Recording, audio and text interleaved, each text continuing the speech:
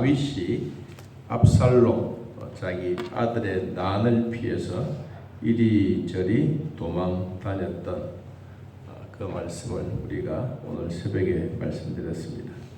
그래서 그런 사람들을 무엇이라고 했느냐 하면 대적이라고 해요. 대적. 이 대적들이 얼마나 많은지, 그리고 나를 대적하면서 많은 사람이 나를 대적한다. 그러면서 뭐라고 했느냐 하니까 당신은 하나님께로부터 구원을 받지 못한 사람이다. 자기 아버지를 향해서 이 주변에 따르는 신하들이 그렇게 일제히 다윗을 향해서 그런 이야기를 할 때 다윗의 마음속에는 이 사람의 생각이 아닌 하나님은 나의 방패시여 나의 영광이시여 나의 머리를 들게 하시는 분입니다. 그러면서 하나님께 부르짖기 시작했습니다. 그래서 그 부르짖음을 통해서 8절에 구원은 여호와께 있사오니 주의 복을 주의 백성에게 내리 주십시오 라고 이야기를 합니다. 자, 다윗이 그 대적들이 많은 이런 위기 속에 있는데도 불구하고 사람의 입장에서 보면 정말로 불가능한 복을 마음에 하나님을 믿고 하나님을 확실히 의지하면서 그에게는 오히려 그들을 저주해야 될 대상들을 향해서 복을 내려 주십시오 라고 한 것입니다. 이것이 의를 행하는 자에게 주시는 복입니다. 하나님이 이 땅에 수많은 복들도 많지만 수평적인 복도 있고 또 하나님과 우리와의 관계 속에서도 하나님의 주시는 복이 있습니다.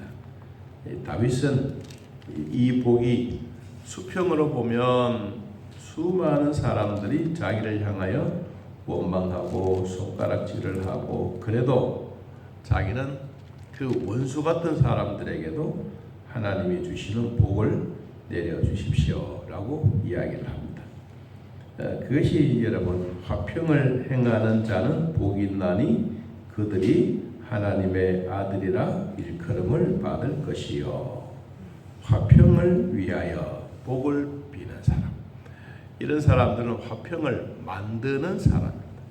화평을 만드는 사람들이 오히려 저주 불러오고 만들고 그 사람들에게 막 엄청난 저주를 쏟아부어야 될 그 사람인데도 불구하고 오히려 그들을 향해서 복 내려 달라고 비는 이게 참 사람들의 마음에서 우러나오는 복이 아닐까. 가식적이다 그러면 절대로 그렇게 할 수 없는 일이라고 봅니다. 자, 그러는 가운데 이제 4편에 들어와서 뭐라고 하느냐 하면 4편 1절에 내 의의 하나님이여 내가 부를 때에 응답하소서 곤란 중에 나를 너그럽게 하셨사오니 내게 은혜를 베푸사 나의 기도를 들어주십시오. 앞에서 곤란과 역경과 환난 속에서 있었던 이 다윗이 4편에 들어와서 내 하나님은 의의 하나님이다. 곤란 중에도 어려움 중에도 불의한 처지 속에서도 내 하나님은 의의 하나님이다.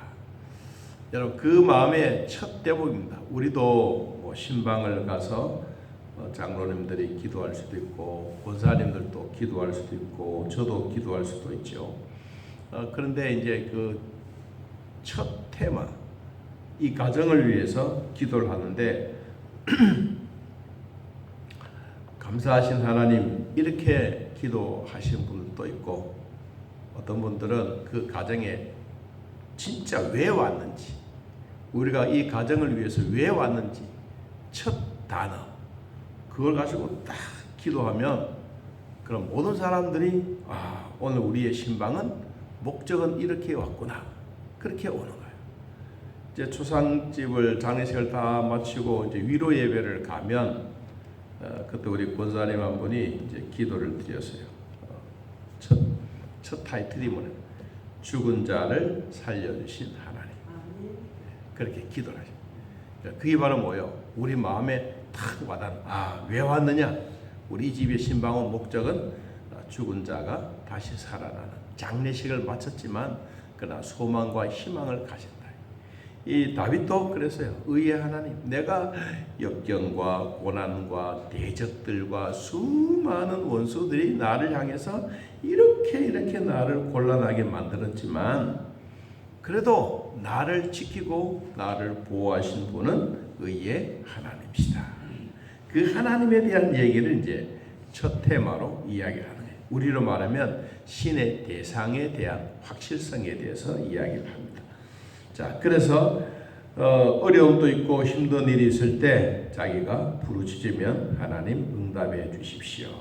그리고 곤란 중에도 하나님 나를 너그러운 마음 그리고 온유한 마음, 이 마음을 주십시오. 여러분, 사람은 바쁘고 힘이 들고 곤란이 오고 위기가 탁 닥치면 너그러운 마음이 없습니다. 사람은 뭐가 빨리 갑니까?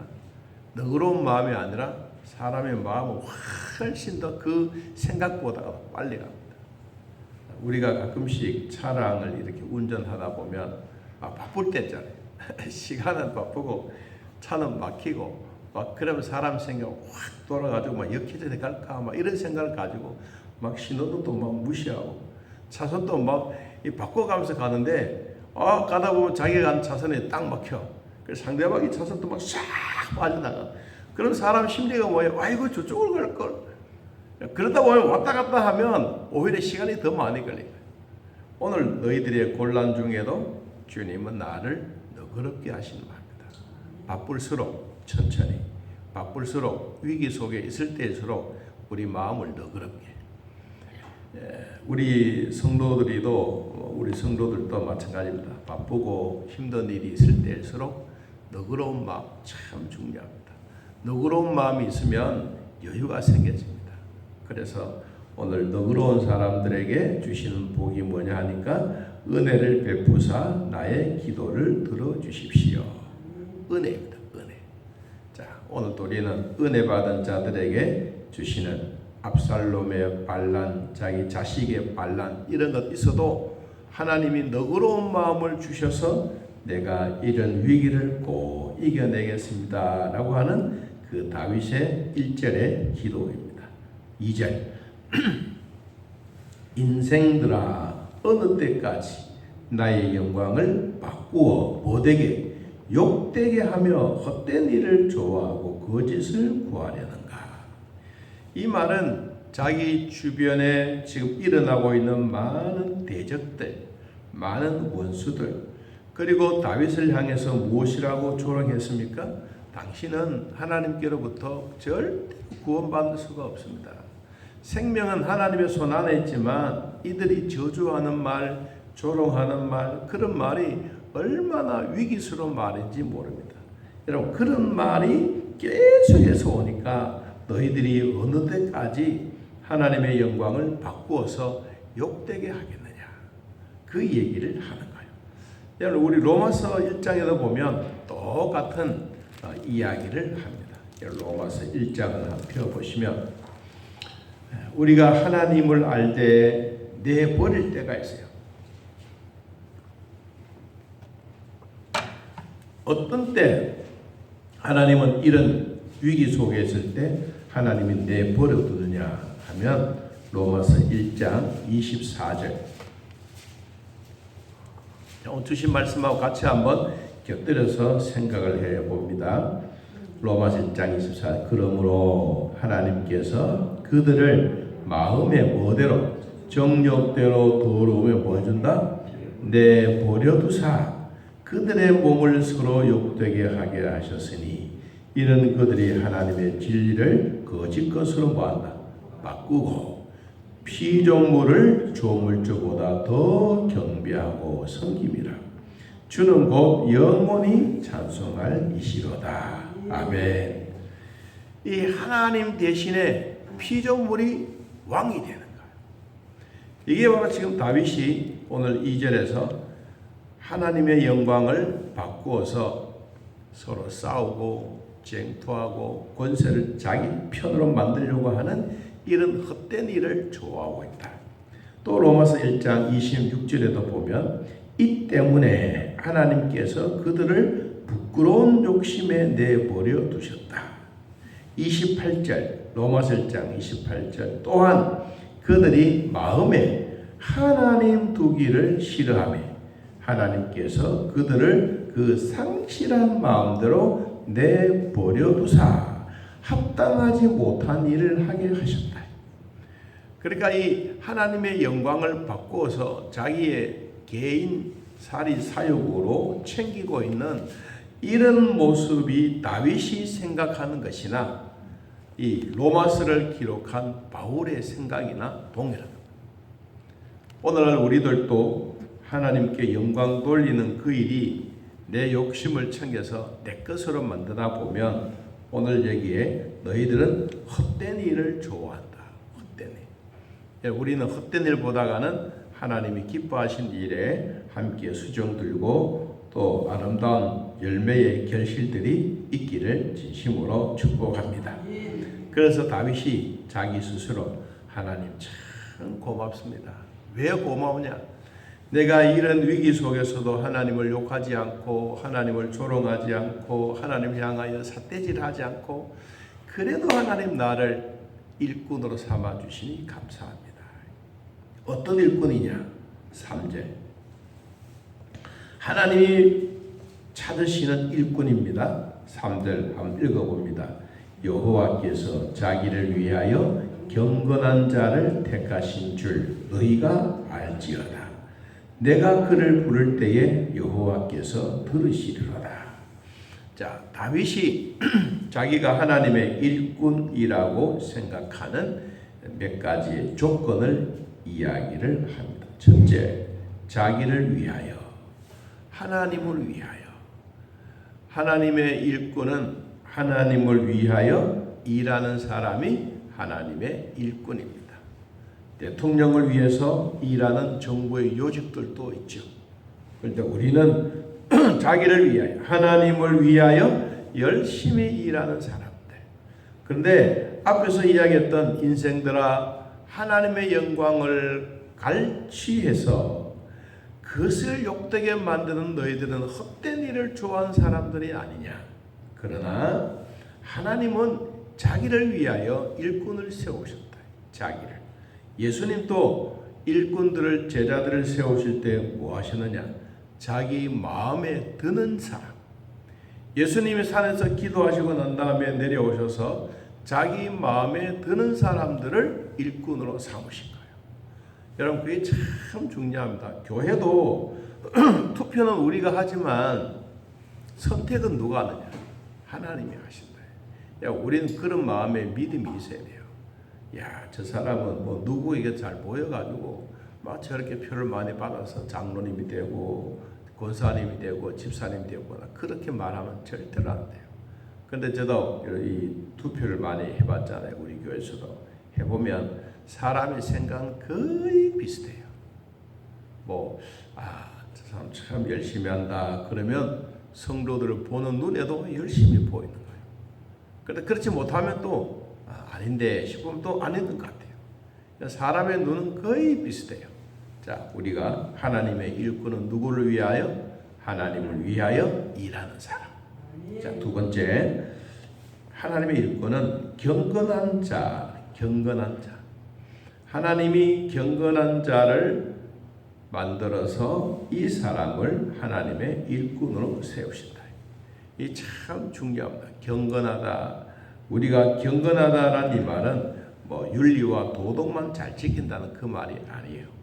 윤리와 도덕도 잘 지키지만 그 위에 신앙에 대한 믿음에 대한 이 부분까지도 하나님은 경건한 자라고 이야기를 하고 있습니다. 압살롬이 이런 위기 속에 있는데도 불구하고 이 여러 가지 상황 속에서도 하나님은 경건한 자를 하나님이 세우신다. 여러분, 경건 참 좋은 말입니다. 저도 가끔씩 그런 기도를 하는데, 우리 가정이 경건이 회복되고 물질의 복도 회복되게 해 주십시오. 저는 그런 기도를 합니다.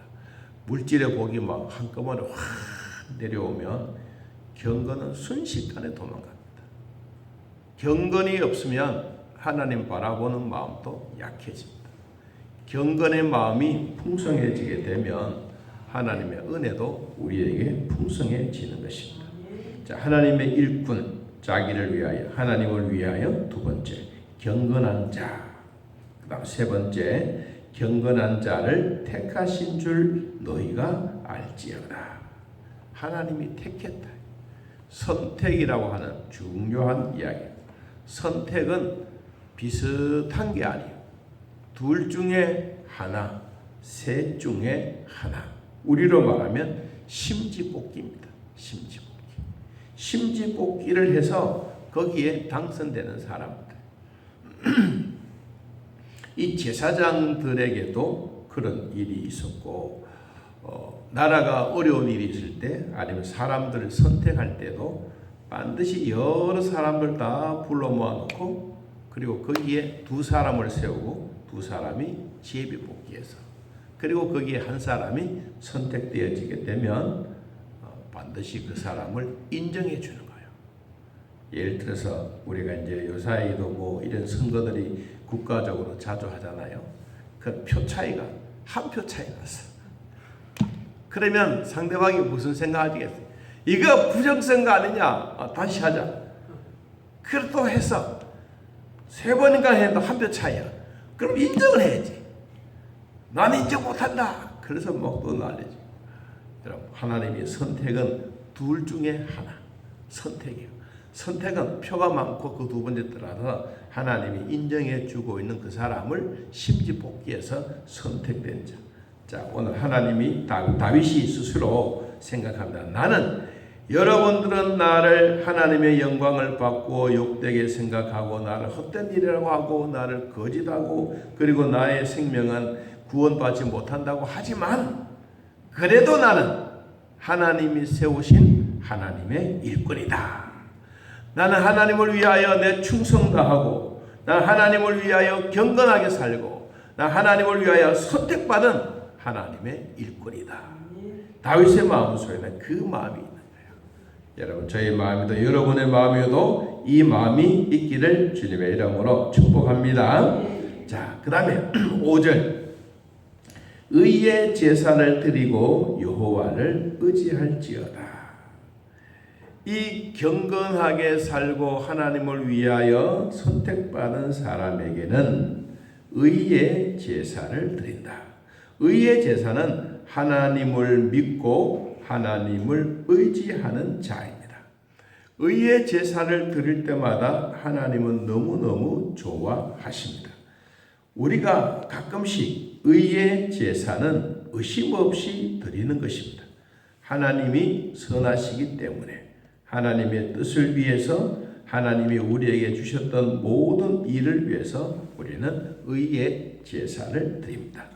구약에는 짐승들을 드렸지만 신약에서는 하나님의 아들 예수님이 직접 오셔서 우리 죄와 우리 모든 것을 다 짊어지고 가셨습니다. 그래서 바울은 로마서 12장에 보면 이렇게 이야기를 합니다. 로마서 12장 1절.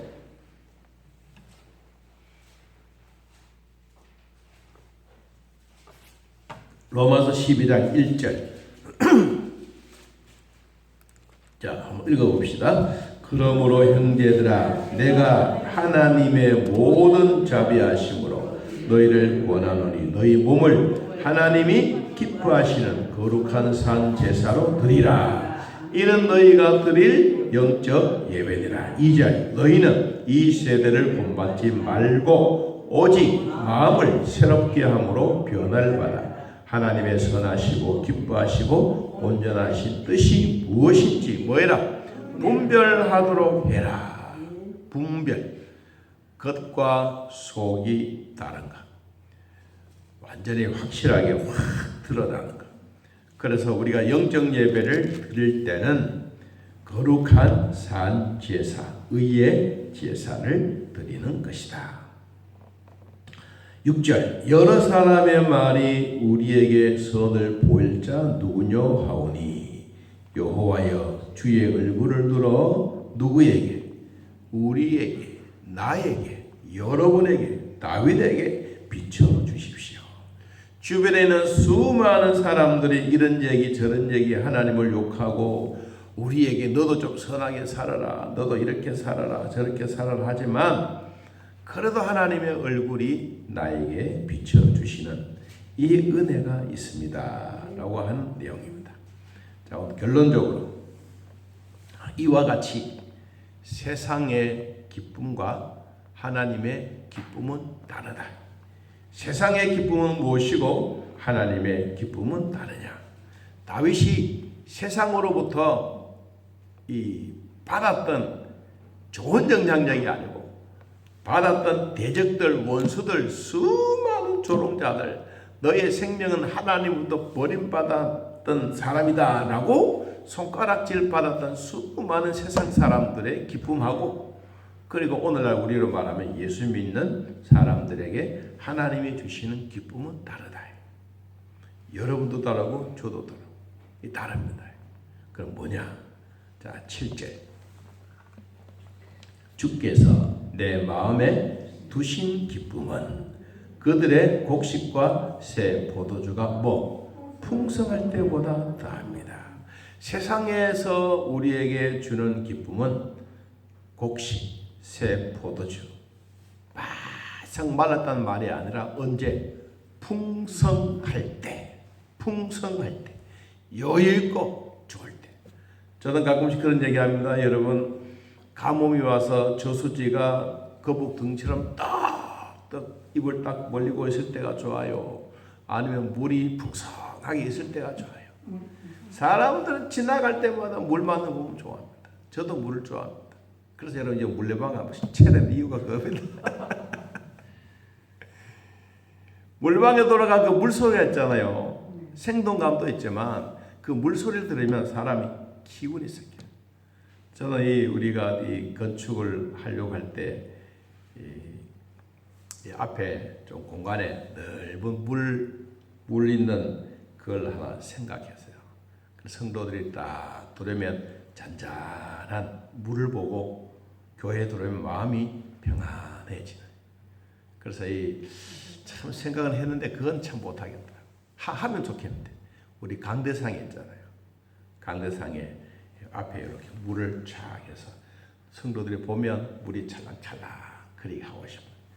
저 멀리서 성도들이 보더라도 그 물을 보고 마음에 여유를 얻는. 자, 주로 가면 이 제주도에도 보면 노아방주 교회가 있거든요. 노아방주 교회는 진짜 온 천지가 물바다라. 다 이렇게 하면 물이 막 출렁출렁 막 다 많은데 거기에 교회가 방주가 생겼어. 그래서 이제 노아 방주는 물 위에 방주가 있는 거예요. 멀리서 보더라도. 그래서 그 교회가 얼마나 인기인지 몰라요. 기독교인들은 제주도 한 번씩 가면 꼭 그 교회 가서 돌아보면 돌아봐. 그런 아름다운 마음들이 우리에게 여유의 마음이에요. 자, 세상 사람들이 우리에게 주는 이 물 저수지, 물이 풍성한 게 좋은 거예요. 우리나라의 그 저수지, 강도, 여러분 댐 같은 거 쫙 볼을 막아놨잖아요. 그 얼마나 좋은지 몰라요. 근데 그것도 미워하는 사람도 있거든요. 난 그거 보면 참 이상해 사람들이. 북한 사람인가? 어떤 사람인가 도대체. 여러분 물이 없으면 백성들의 마음은 더 각박해집니다.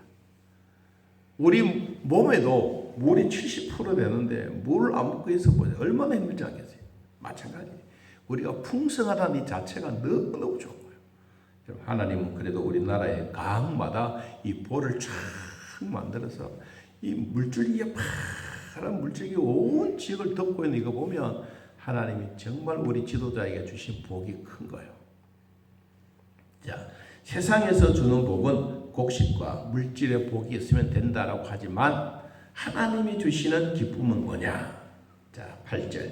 내가 평안히 눕고 자기도 하리니. 나를 어떻게 안전히 살게 하시는 이는 오직 하나님이시다. 자, 세상에서 물질이 많고 돈이 많고 권세가 있으면 이게 이제 우리에게 최고의 기쁨이라고 생각하지만 아니다. 하나님이 우리에게 주신 기쁨은 첫째 평안이다. 아무리 돈 많고 몸이 건강 없고 모두 힘들면 평안한 마음이 아픕니다. 여러분, 우리는 기도할 때 하나님이 우리에게 주신 기도의 응답의 마음이 뭐예요? 평안한 마음이요. 여러분, 기도할 때 마음의 평안함이 오면 하나님이 나에게 주신 응답이라고 기억하십시오. 그게 최고로 좋은 겁니다. 왜냐하면 우리에게 그렇게 말씀하셨기 때문에. 자, 우리는 하나님이 주시는 평강, 하나님이 주시는 기쁨은 우리가 평안히 사는 마음의 여유가 되고, 그 다음에 우리를 안전히 사는, 완전히 아니고 안전, 보호해 주는 것. 하나님이 우리에게 주시는 이것이 이 세상 사람들이 가지는 기쁨보다 하나님이 주시는 평안과 안전이 훨씬 더 좋은 것이다. 자, 오늘 우리는 세상에서 얻어지는 그런 평안보다가 하나님이 주시는 기쁨의 열매들이 매일매일 간직하고 살아가기를 예수님의 이름으로 축복합니다. 하나님 아버지, 오늘 우리들을 돌봐주셨습니다. 압살롬의 반역으로 환난과 역정 중에서도 다윗은 오히려 그들을 향하여 복을 빌어주고 그들을 향하여 축복해 주셨던 마음이 참 여유로운 마음입니다. 그 마음은 하나님이 주시는 평안이, 하나님이 주시는 안전한 마음입니다.